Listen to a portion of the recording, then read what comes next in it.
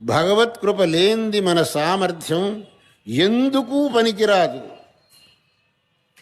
శాస్త్రంలో చెప్పారు, మనిషి యొక్క జీవితం అనేది ఒక రథం లాంటిది. ఒక రథానికి 2 చక్రాలు ఉండాలి, 2 వైపులా. ఆ 2 చక్రాలు సరిగ్గా ఉండాలి. ఏ ఒక్కదొడు టైర్ పంక్చర్ అయినా ఆ బండి ముందుకు పోదు. ఈ మనుష్యుడి జీవితం అనేటటువంటి రథానికి ఉండే 2 టైర్లు ఏమిటి అని అంటే, ఒకటి మనుష్యుడి యొక్క ప్రయత్నం, ఒకటి ఈశ్వరుడి యొక్క కృప.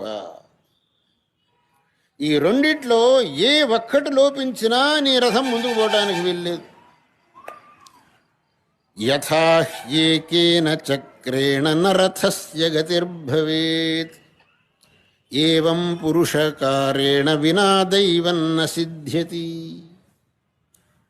ఏకేన చక్రేణ రథస్య గతి యథా న భవేత్. ఒక్క చక్రంతో ఎలాగైతే రథం ముందుకు పోలేదో, అలా ఈశ్వర కృప లేకుండా నీ ప్రయత్నం కానీ, నీ ప్రయత్నం లేకుండా కేవలం ఈశ్వర కృప కానీ నిన్ను ముందుకు తీసుకోపోలేదు. భారతీ తీర్థమాశ్రయ